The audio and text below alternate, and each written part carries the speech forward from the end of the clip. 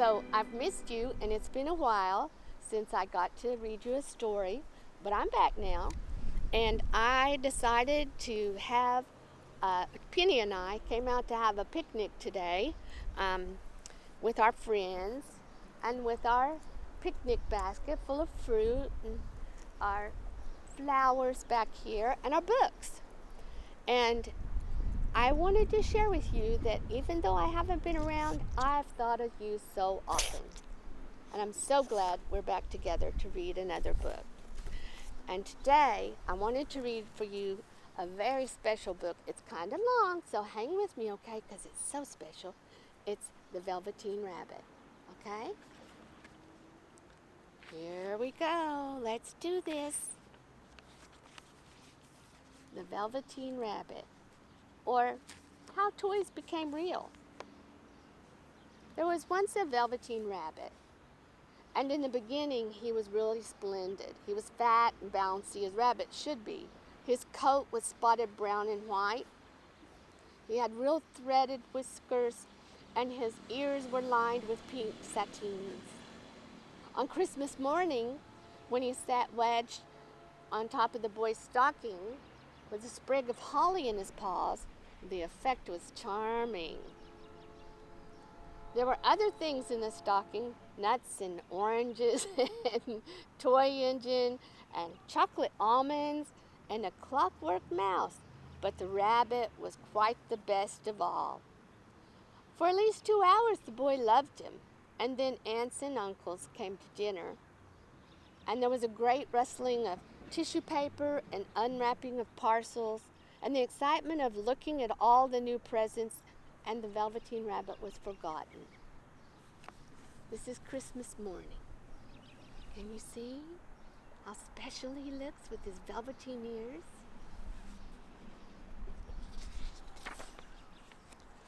For a long time he lived in a toy cupboard or on the nursery floor, and no one thought very much about him. He was naturally shy, and being only made of velveteen, some of the more expensive toys quite snubbed him. The mechanical toys were so very superior and looked down upon everyone else. They were full of modern ideas and pretended they were real. The model boat, who had lived through 2 seasons and lost most of his paint, caught the tone from them and never missed an opportunity of referring to his rigging in technical terms.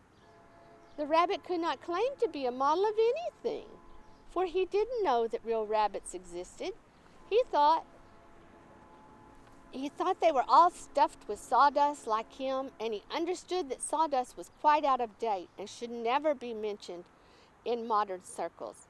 Even Timothy, the jointed wooden lion, who was made by the disabled soldiers and should have had broader views, put on airs and pretended he was connected with the government. Between them all, the poor little rabbit was made to feel himself very insignificant and commonplace, and the only person who was kind to him at all was the skin horse. The skin horse had lived longer in the nursery than any of the others. He was so old that his brown coat was bald in patches and showed the seams underneath, and most of the hairs in his tail had been pulled out to string bead necklaces. He was wise, for he had seen a long succession of mechanical toys arrive to boast and swagger, and by break their mainsprings and pass away.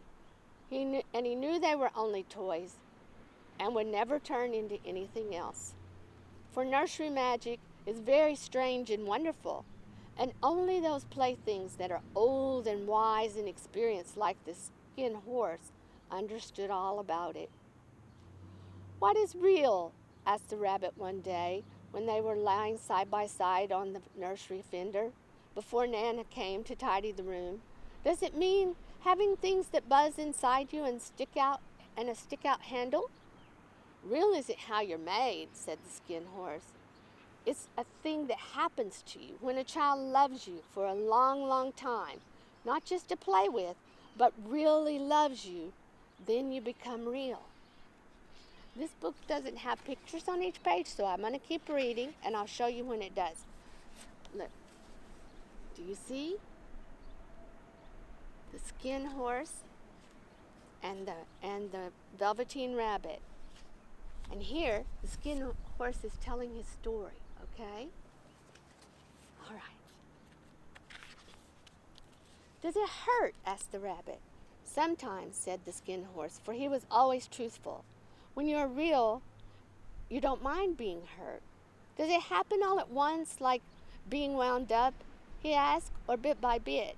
It doesn't happen all at once, said Skin Horse. You become. It takes a long time. That's why it doesn't happen often to people who break easily or have sharp edges or who have to be carefully kept. Generally, by the time you're real, most of your hair has been loved off and your eyes drop out and you get loose in the joints and very shabby. But these things don't matter at all because once you're real, you can't be ugly except to people who don't understand. I suppose you are real, said the rabbit, and then he wished he had not said it, for he thought the Skin Horse might be sensitive, but the Skin Horse only smiled. The boy's uncle made me real, he said. That was a great many years ago, but once you're real, you can't become unreal again. It lasts for always. The rabbit sighed. He thought it would be a long time before this magic called real happened to him. He longed to become real, to know what it felt like, and yet the idea of growing shabby and losing his eyes and whiskers was rather sad. He wished that he could become it without these uncomfortable things happening to him. There was a person called Nana who ruled the nursery. Sometimes she took no notice of the playthings lying about, and sometimes for no reason whatsoever, she went swooping around like a great wind and hustled them all away in the cupboards. She called this tidying up, and the playthings all hated it, especially the tin ones. The rabbit didn't mind it so much, for wherever he was thrown, he came down soft. One evening, when the boy was going to bed, he couldn't find the china dog that always slept with him. Nana was in a hurry, and it was too much trouble to hunt for china dogs at bedtime, so she simply looked about her, and seeing the toy cupboard door stood open, she made a swoop. Here, she said, take your old bunny. He'll do to sleep with you. And she dragged the rabbit out by one ear and put him in the boy's arms. That night, and for many nights after, the Velveteen Rabbit slept in the boy's bed. At first he found it rather uncomfortable, for the boy hugged him very tight, and sometimes he rolled over on him, and sometimes he pushed him so far into the pillow that the rabbit could scarcely breathe. And he missed, too, those long moonlight hours in the nursery when all the house was silent, and his talks with the Skin Horse. But very soon he grew to like it, for the boy used to talk to him and made nice tunnels for him under the bed covers that he said were like burrows the real rabbits lived in. And they had splendid games together in whispers when Nana had gone away to her supper and left the night light burning on the mantelpiece. And when the boy dropped off to sleep, the rabbit would snuggle down close under his little warm chin and dream with the boy's hands clasped around him all night long. And so time went on, and the little rabbit was very happy, so happy that he never noticed how his beautiful velveteen fur was getting shabbier and shabbier, and his tail became unsewn, and all the pink rubbed off his nose where the boy kissed him. It's springtime now. See the Velveteen Rabbit?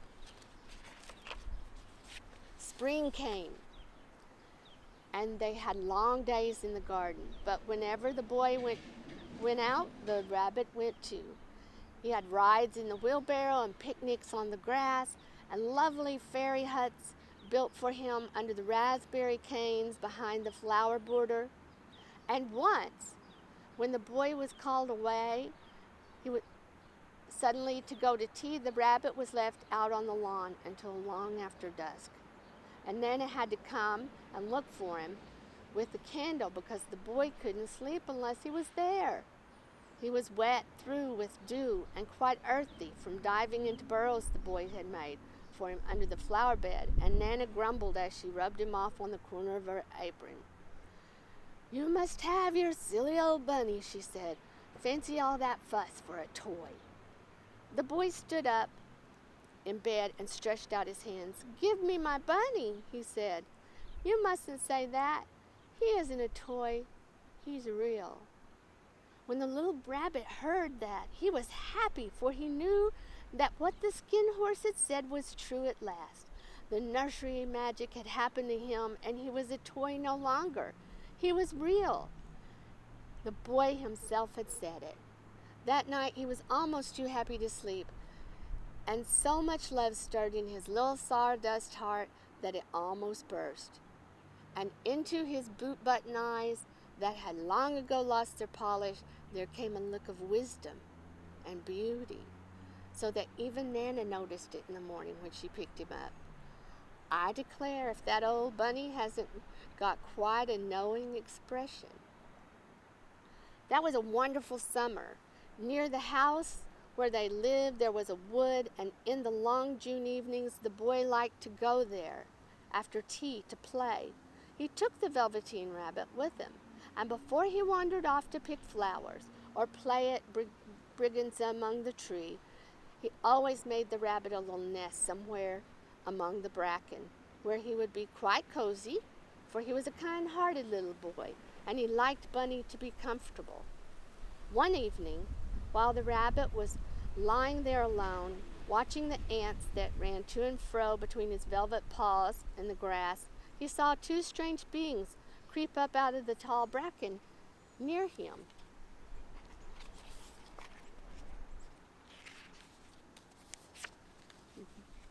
Can you see? What's happening? It says summer days. They were rabbits like himself, but quite furry and brand new. They must have been very well made, for their seams didn't show at all, and they changed shape in a queer way when they moved. One minute they were long and thin, and the next minute they were fat and bunchy, instead of always staying the same like he did. Their feet patted softly on the ground, and they crept quite close to him, twitching their noses, while the rabbit stared hard to see the side if the clockwork stuck out, for he knew that people who jump generally have something to wind them up, but he couldn't see it. They were evidently a new kind of rabbit altogether. They stared at him, and the little rabbit stared back. All at once their noses twitched. "Why don't you get up and play with us?" one of them asked. "I don't feel like it," said the rabbit, for he didn't want to explain why he had no clockwork. "Huh!" said the funny furry rabbit. "It's as easy as anything," and he gave a big hop sideways and stood on his hind legs. "I don't believe you can." "I can," said the rabbit. "I can jump higher than anything." He meant when the boy threw him, but of course he didn't want to say that. "Can you jump on your hind legs?" asked the furry rabbit. That was a dreadful question, for the Velveteen Rabbit had no hind legs at all. The back of him was all in one piece like a pincushion. He sat still in the bracken and hoped that the other rabbits wouldn't notice. "I don't want to," he said again, but the wild rabbits had very sharp eyes, and this one stretched out his neck and looked. "He hasn't got any hind feet," he called out. "Fancy a rabbit without any hind legs!" And he began to laugh. "I have," cried the little rabbit. "I have got hind legs. I'm sitting on them." "Then stretch them out and show me, like this," and said the wild rabbit, and he began to whirl around and dance till the little rabbit got quite dizzy. "I don't like dancing, and I'd rather sit still." But all the while he was longing to dance, for a funny new tickly feeling ran through him, and he felt he would give anything in the world to be able to jump about like these rabbits did. The strange rabbit stopped dancing and came quite close. He came so close this time that his long whiskers brushed the Velveteen Rabbit's ear, and then he wrinkled his nose suddenly and flattened his ears and jumped backwards. "He doesn't smell right," he exclaimed. "He isn't a rabbit at all. He isn't real." "I am real," said the little rabbit. "I am real. The boy said so." And he nearly began to cry. Just then there was the sound of footsteps, and the boy ran past near them with a stamp of feet and a flash of white tails. The two strange rabbits disappeared. "Come back and play with me," said the little rabbit. "Oh, do come back. I know I am real." But there was no answer. Only the ants ran to and fro, and the bracken swayed gently where the two strangers had passed. The Velveteen Rabbit was all alone. "Oh dear," he thought. "Why did they run away like that? Why couldn't they stop and talk to me?" For a long time he lay very still, watching the bracken and hoping they would come back. But they never returned, and presently the sun sank lower, and a little white moth fluttered out, and the boy came and carried him home. Weeks passed, and the little rabbit grew very old and shabby, but the boy loved him just as much. He loved him so hard that he loved all his whiskers off, and the pink lining in his ears turned gray, and his brown spots faded. He even began to lose his shape, and he scarcely looked like a rabbit anymore except to the boy. To him, he was always beautiful, and that's what the little rabbit cared about. He didn't mind how he looked to other people, because the nursery magic had made him real. And when you're real, shabbiness doesn't matter. And then one day the boy was ill. His face grew very flushed, and he talked in his sleep, and his little body was so hot that it burned the rabbit. When he held him close, strange people came and went into the nursery, and a light burned all night. And through it all, little Velveteen Rabbit lay there, hidden from sight under the bedclothes, and he never stirred, for he was afraid that if they found him, someone might take him away, and he knew the boy needed him. It was a long, weary time, for the boy was too ill to play, and the little rabbit found it rather dull, with nothing to do all day long. But he snuggled down patiently and looked forward to a time when the boy should be well again, and they would go out and in the garden amongst the flowers and the butterflies and play splendid games in the raspberry thicket like they used to. All sorts of delightful things he planned, and while the boy lay half asleep, he crept up close to the pillow and whispered against his ear. And presently the fever turned and the boy got better. He was able to sit up in bed and look at picture books while the little rabbit cuddled close to his side. And one day they let him get up and get dressed. It was a bright sunny morning, and the windows stood wide open. They had carried the boy out onto the balcony wrapped in a shawl, and the little rabbit lay tangled up in the bedclothes thinking. The boy was going to the seaside tomorrow. Everything was arranged, and now it only remained to carry out the doctor's orders. Here's the bunny having anxious times. He doesn't know what's going to happen to him. They talked about it all while the little rabbit lay under the bedclothes with just his head peeping out, and listened.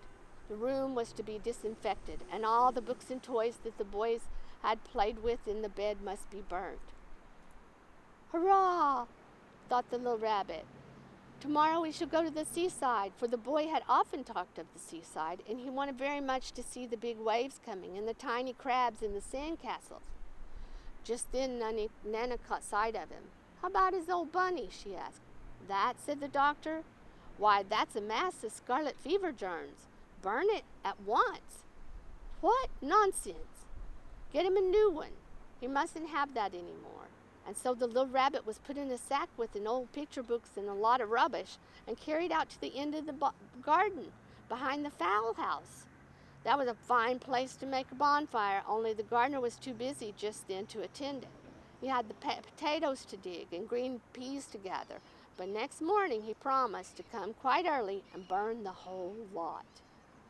That night the boy slept in a different bedroom, and he had a new bunny to sleep with him. It was a splendid bunny, all white plush with real glass eyes, but the boy was too excited to care very much about it, for tomorrow he was going to the seaside. And that in itself was a wonderful thing, and he could think of nothing else. And while the boy was asleep, dreaming of the seaside, the little rabbit lay among the old picture books in the corner behind the fowl house, and he felt very lonely. The sack had been left untied, and so by wiggling a bit, he was able to get his head through the opening and look out. He was shivering a little, for he has been used to sleeping in the proper bed. And by this time his coat had worn so thin and threadbare from hugging that it no longer had any protection to him. Nearby he could see a thicket of raspberry canes, growing tall and close like a tropical jungle, in whose shadow he had played with the boy on bygone mornings. He thought about those long sunlit hours in the garden, how happy they were, and with a great sadness came over him. He seemed to see them all pass before him, all more beautiful than the other, the fairy huts in the flower bed, the quiet evenings. Quiet evenings. When he would lay in the bracken and the little ants ran over his paws. The wonderful day when he knew he was real. He thought about the skin horse, so wise and gentle, and all that he had told him. Of what use was it to be loved and lose one's beauty and become real if it all ended like this? And a tear, a real tear, trickled down his shabby velvet nose and fell to the ground. And then a strange thing happened. For where the tear had fallen, a flower grew out of the ground, a mysterious flower, a flower not like any that grew in the garden. It had slender green leaves and the color of emeralds, and in the center of the leaves a blossom like a golden cup. And it was so beautiful that the little rabbit forgot to cry and just lay there instead watching it. And presently the blossom opened, and out of it stepped a fairy. She was quite the loveliest fairy in the whole world. Her dress was of pearl and dewdrops, and there were flowers around her neck and in her hair, and her face was like the most perfect flower of all. And she came close to the little rabbit and gathered him up in her arms and kissed him on his velveteen nose. Can you see? She's magical. Which was all damp from crying. Little rabbit, she said, don't you know who I am? The rabbit looked up at her, and it seemed to him that he had seen her face before, but he couldn't think where. I am the nursery magic fairy, she said. I take care of the playthings that the children have loved. When they're old and worn out and the children don't need them anymore, then I come and take them away with me and turn them into real. Wasn't I real before? Asked the little rabbit. You were real to the boy, the fairy said, because he loved you. Now you shall be real to everyone. And she held the little rabbit close in her arms and flew with them into the wood. It was light now, for the moon had risen. All the forest was beautiful, and the fronds of the bracken shone like frosted silver. In the open glade between the tree trunks, the wild rabbits danced with their shadows on the velvet grass, and when they saw the fairy, they all stopped dancing and stood around in a ring to stare at her. I've brought you a new playfellow, the fairy said. You must be very kind to him and teach him all he needs to know in Rabbit Land, for he's going to live with you forever and ever. And she kissed the little rabbit again and put him down in the grass. Run and play, little rabbit, she said. But the little rabbit sat quite still for a moment and never moved, for when he saw all the wild rabbits dancing around him, he suddenly remembered about his hind legs. He didn't want them to see that he was made all in one piece. He did not know that when the fairy kissed him that last time, she changed him altogether. And he might have sat there a long time, too shy to move, if just then someone hadn't tickled his nose. And before he knew what he was doing, he lifted a hind leg to scratch it. And he found that he actually had hind legs. Instead of a dingy velveteen, he had brown fur, soft and shiny. His ears twitched by themselves, and his whiskers were so long that they brushed the grass. He took one leap, and the joy of using those hind legs was so great that he went springing about the turf on them, jumping side to side. You see him dancing and hopping in the grass? At last, he said. And whirling about as the others did, he grew so excited that When he did at last stop to look for the fairy, she was gone. He was a real rabbit at last, at home with the other rabbits. Autumn passed and winter, and in the spring, when the days grew warm and sunny, the boy went out to play in the wood behind the house. And when he was playing, 2 rabbits crept from the bracken and peeked at him. One of them was brown all over, but the other had strange markings under his fur, as though long ago he had been spotted, and the spots still shone through. And about his little soft nose and his round black eyes there was something familiar, so that the boy thought to himself, "Why, he looks just like my old bunny that was lost when I had scarlet fever." But he never knew that it was really was his own bunny, come back to look at the child who first helped him be real. What a wonderful story, and I'm so glad that I got to share it with you. And I hope that you enjoyed it as much as I enjoyed reading it to you. But we'll say bye for right now. I love ya. Bye-bye.